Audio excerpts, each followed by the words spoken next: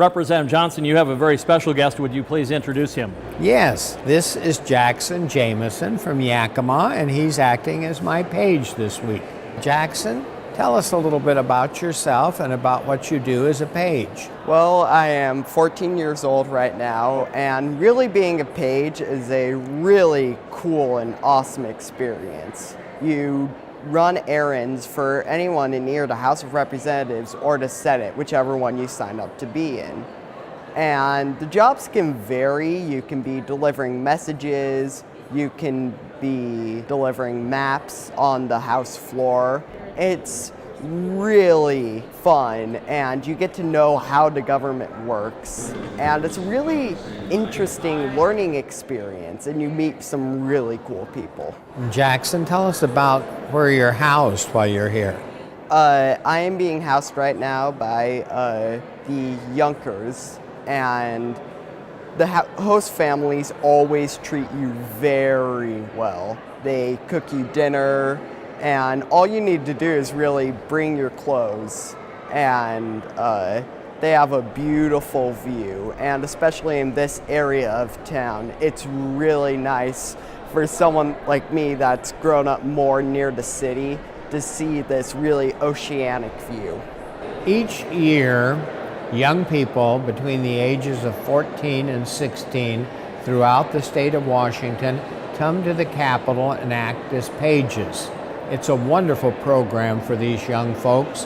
All they have to do is contact their state representative or their state senator and request a page application. They fill that out, they take it to their school authorities, maybe their counselor or their principal, who signs off, for example in Jackson's case, and says he would gain and he's a good student. They come here, they study government, they run errands for members of the House and the Senate. They carry in the flag sometimes. And so it really is a great program. It looks very good on their resume. And I certainly would encourage the young people of the 14th District to consider seeking a page application. Representative Johnson, let's talk about current issues in the legislature. House Democrats recently passed their proposed supplemental operating budget off the floor and sent it to the Senate.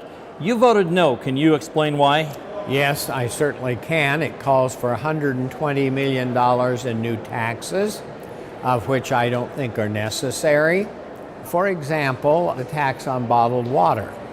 If you recall, 2 years ago, the Democratic-controlled legislature passed that, and what happened? The voters rescinded it. So, you know, we have a good budget. It's already in place. That's balanced. And so there's no reason for us to have to be looking at new taxes, such as bottled water and other items, to make up $120 million worth of taxes. We're only a few days away from March 10th, the scheduled date for adjournment. Do you believe lawmakers will finish their business on time? Well, I'm the eternal optimist. I hope we do. I think our folks at home expect us to be home on time. We don't need another 6-month session like we had last year. As I said, we have a budget.